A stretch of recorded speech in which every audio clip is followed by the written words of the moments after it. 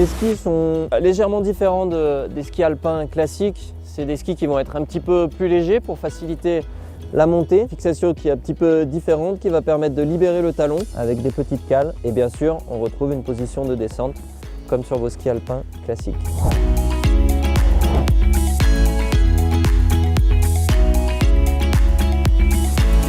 Deuxième chose très importante, ça va être la peau qu'on va venir fixer ici sur le ski. On a longtemps parlé de peau de phoque. Aujourd'hui, c'est de matière, il n'y a plus de phoques qui sont tués pour faire des peaux. C'est de matière synthétique qui permet dans un sens d'avoir une certaine glisse et dans l'autre, le pelage du coup de la peau qui va retenir et qui va empêcher que le ski puisse glisser en arrière. Dessous, c'est une colle qui va venir se poser sur la semelle.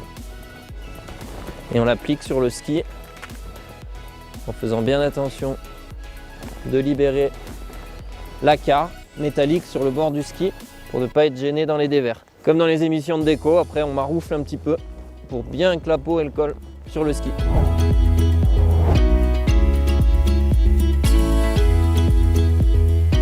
On retrouve des chaussures qui vont être un peu plus légères que ce que vous avez en ski alpin.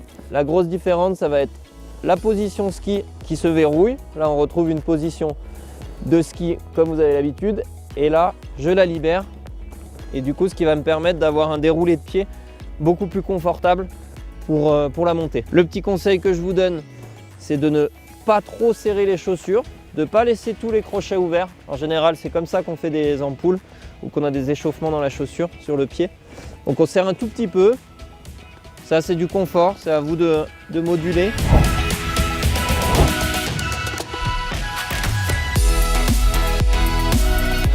Bien sûr, pour que ce soit confortable et que vous puissiez remonter la pente, vous allez avoir besoin de vos bâtons. Cette fois-ci, on va beaucoup plus s'en servir qu'en ski alpin. On peut les régler assez grands pour la montée, pour être bien droit et pour pouvoir vraiment s'en servir et s'appuyer dessus. Et ensuite, pouvoir les rétrécir à la descente, avoir une position plus de descente comme en ski alpin.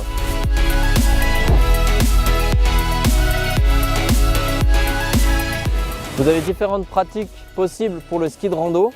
Vous pouvez pratiquer en autonomie ou être encadré par des professionnels. L'Alpe d'Huez a aménagé certains itinéraires. Sur chaque itinéraire, uniquement à la montée, vous trouverez des petites jalonnettes violettes comme ça qui vous indiquent que vous êtes sur la bonne trace. Vous pouvez retrouver toutes les infos sur le site www.alpedhuez.com. Vous retrouverez un plan détaillé des itinéraires que je viens de vous détailler. Ensuite, n'oubliez pas, dès que vous sortez de ces itinéraires balisés, dès que vous passez l'altitude de 2100, l'intermédiaire du DMC, ensuite vous évoluez sur un domaine de haute montagne qui n'est pas sécurisé par les pisteurs et vous évoluez sous votre propre responsabilité.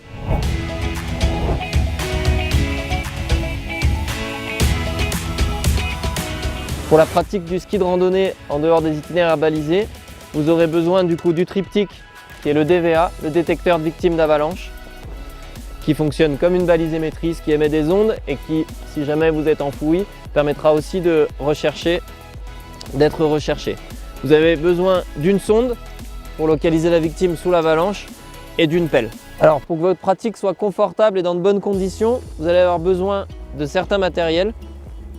Bien sûr, une paire de gants chaudes pour la descente, une paire de petites gants si possible, des gants plus légers pour la montée. Un petit tour de cou, un buff, ça pourra toujours vous protéger si jamais la météo change.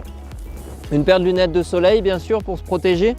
Et aussi très important, de quoi vous hydrater et de quoi vous nourrir. Quelques petites barres de céréales ou autres. Un casse-croûte si vous partez à la journée, votre pique-nique, de l'eau et aussi un thermos avec de l'eau chaude, du thé ou du café. C'est toujours appréciable si jamais il se met à faire froid.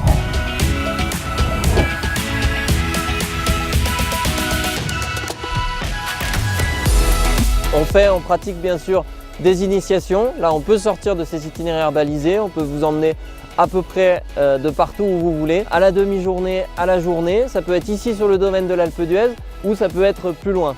Il y a autant de montagnes que d'itinéraires possibles.